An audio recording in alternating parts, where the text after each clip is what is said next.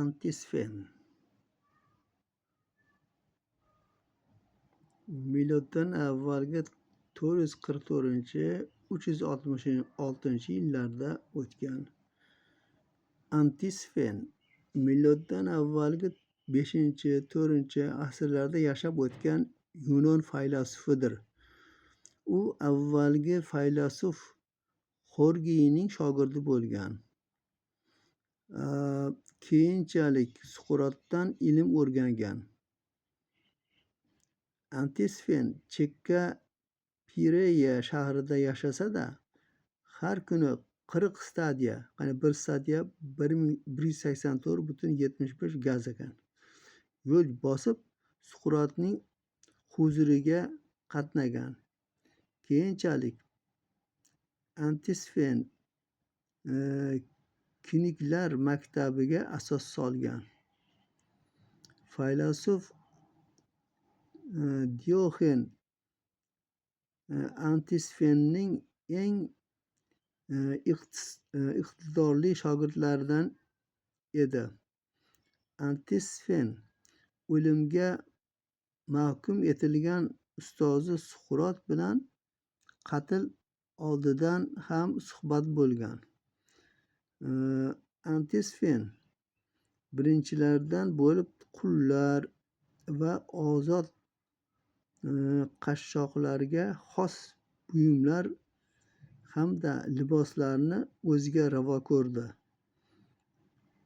Shu yo'l bilan o'zi asos solgan kinik maktabining boshqalardan ajralib turishini ta'minladi.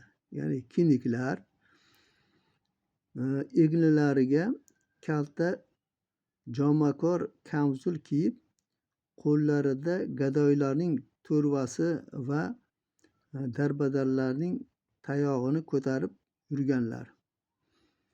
Ehtiyojlarini har tomonlama chegaralamoq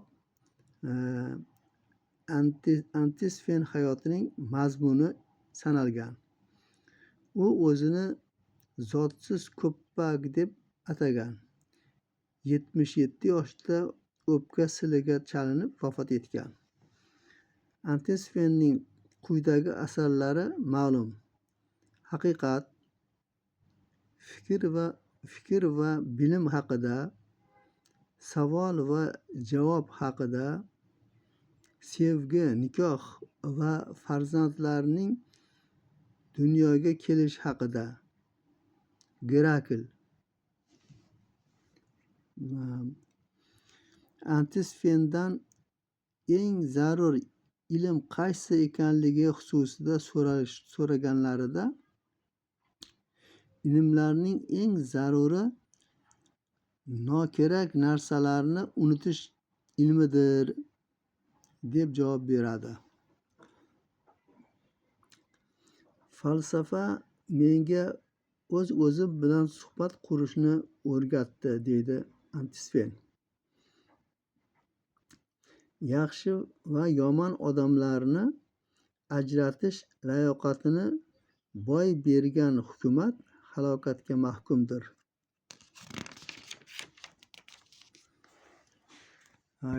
Adolatli zotlarni tug'ishganingdan ham a'lo ko'ring, degandi Antisfen. Donishmandlik maqomiga erishganlar keraksiz buyum va fikrlarga chalg'imasliklari uchun boshqa ilmlarga qiziqmasliklari joiz. Antisfenning o'z shogirdlariga o'ta qattiqqo'lligi sababini so'rashganida, u shunday javob beradi: Hakimlar ham bemorlarga qattiqqo'ldirlar. Bir odam Antisfenga dedi: Seni ko'pchilik maqtayapti. Antisfen undan ajablanib so'radi: Nima, biror noma'qul ish qilib qo'ydimmi?